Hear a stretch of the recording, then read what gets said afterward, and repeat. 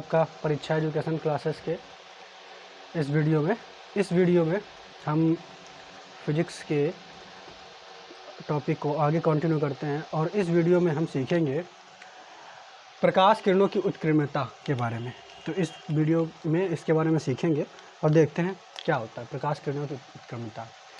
तो यहाँ पे देख क्या रहे हैं कि एक प्रकाश की किरण है और ये पहला माध्यम है, ये दूसरा माध्यम है। पहला माध्यम जो है वो कैसा है, विरल है। दूसरा माध्यम कैसा है, सघन है।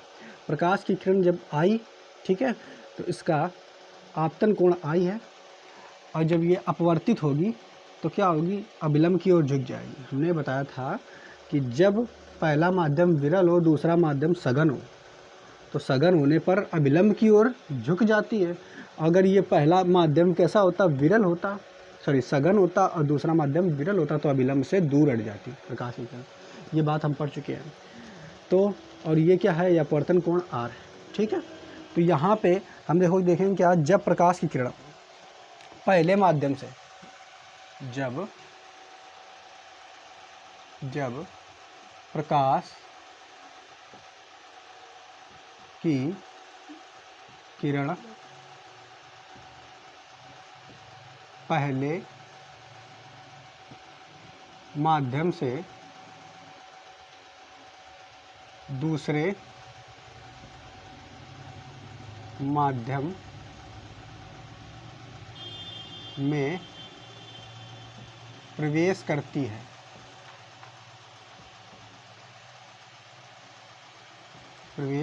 है तो हमने इसके संबंध में कौन सा नियम पढ़ा था, स्नेल का नियम। कौन सा नियम, तो स्नेल के नियम से। स्नेल का नियम क्या था कि नियम से, स्नेल का नियम क्या था हमें पता होगा, हमें पता है कि वो होता था, स्नेल का नियम क्या होता था, आपतित किरण की जा और अपवर्तित किरण की जा दोनों का अनुपात एक नियतांक होता है, या फिर ये नियतांक जो होता है ये किसके बराबर होता है, तो अपवर्तनांक के बराबर होता है। अर्थात हमने पढ़ा था साइन आई बटे साइन आर, साइन आई बटे साइन आर बराबर क्या होगा, नियतांक। नियतांक क्या होता था, ये अपवर्तनांक होता था, ठीक है। साइन आई बटे साइन आई, ये नियतांक क्या होता था, एक अपवर्तनांक होता था। और अपवर्तनांक किसका होता था, तो पहले माध्यम का अपवर्तनांक है। ये जो होता था किसका था, पहले माध्यम का अपवर्तनांक है, किसके सापेक्ष, दूसरे माध्यम। जिस माध्यम का अपवर्तनांक होता है वो पीछे रहेगा, तो पहले माध्यम का अपवर्तनांक है दूसरे माध्यम के सापेक्ष, ठीक है। इतनी बात समझ में आई हमको। यानी 2n1 क्या है, 2n1 क्या है, तो पहले माध्यम का अपवर्तनांक लिख ले चाहे तो, पहले माध्यम का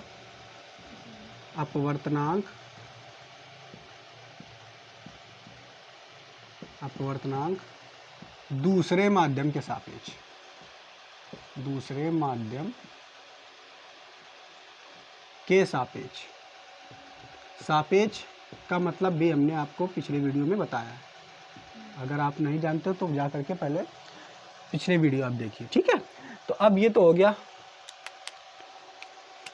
पहले माध्यम का अपवर्तनांक, इसको समीकरण नंबर 1 मान लेते हैं। अब अगर हम क्या करें, ये जो प्रकाश किरण इस तरीके से आ रही थी, ठीक है, अगर हम ये मान लें कि ये पहला माध्यम है और ये दूसरा माध्यम है, तो पहला माध्यम जो होगा वो कैसा होगा, सघन होगा, और दूसरा कैसा होगा, विरल। यानी उत्क्रमण, इसको हम उल्टा कर दें। जैसे इस तरफ प्रकाश की किरण विरल से सघन में आ रही थी तो अभिलंब की ओर झुक जा रही थी। अगर हम इसको उल्टा मान लें ऐसे, यानी प्रकाश की किरण ऐसे आ रही है, ऐसे जा रही है, ठीक है। तो ये माध्यम 2 है, ये कैसा हो गया, सघन, और ये कैसा हो गया, विरल। तो अब प्रकाश की किरण ऐसे जाएगी और अभिलंब से दूर हट गई। देखो ऐसे जा रही थी और अभिलंब से दूर हट गई। भाई इसका रास्ता वास्तव में ऐसा था, लेकिन ये अभिलंब से दूर हट गई, क्योंकि सघन माध्यम से जब विरल माध्यम में प्रकाश किरण जाती है तो अभिलंब से दूर हट जाती है, ठीक है। तो बिल्कुल देखा, यानी अगर इसका उल्टा विपरीत भी प्रक्रिया कर दें तब भी ये लागू हो रही है, ठीक है। तो अब यहाँ पे हम लिखते हैं प्रकाश किरण की उत्क्रमणीयता पर स्नेल का नियम।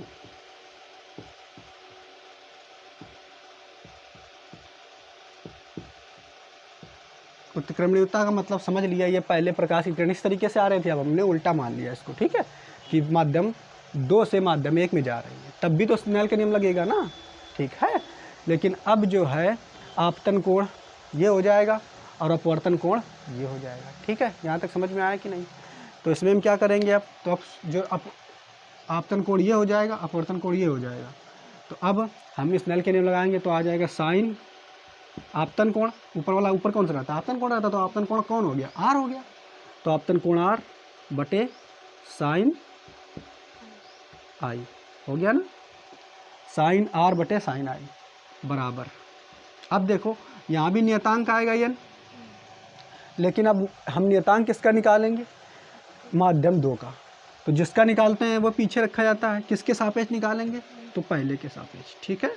तो पहले माध्यम 2 का अपवर्तनांक पहले के सापेक्ष, ठीक। इतनी बात समझ में आई कि नहीं?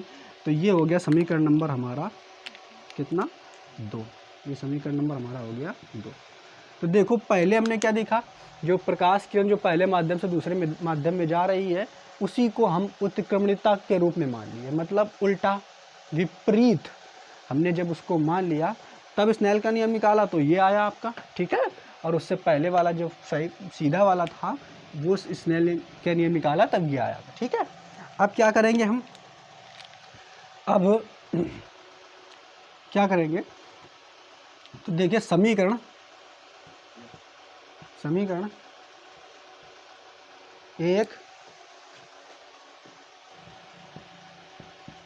एक व 2 से देखेंगे क्या, कि समीकरण 1 और 2 को अगर हम गुणा कर दें, ठीक है। 1 और 2 में अगर गुणा करेंगे कैसे, देखो समीकरण 1 और 2 में तो कर देंगे गुणा भाई 2, 1 और 2 से गुणा करने पर, ठीक है, गुणा करने पर, ठीक। तो ये देखो समीकरण 1 का दायां पक्ष है, इसका भी दायां पक्ष है, तो दाएं दाएं पक्ष का गुणा होगा और बाएं बाएं पक्ष का गुणा होगा। तो दाएं दाएं पक्ष का गुणा कर लेंगे तो क्या आएगा, 2n1, ठीक है। यानी माध्यम 1 का अपवर्तनांक 2 के सापेक्ष गुणा इसका भी गुणा करेंगे तो 1n2, यानी माध्यम 2 का अपवर्तनांक 1 के सापेक्ष।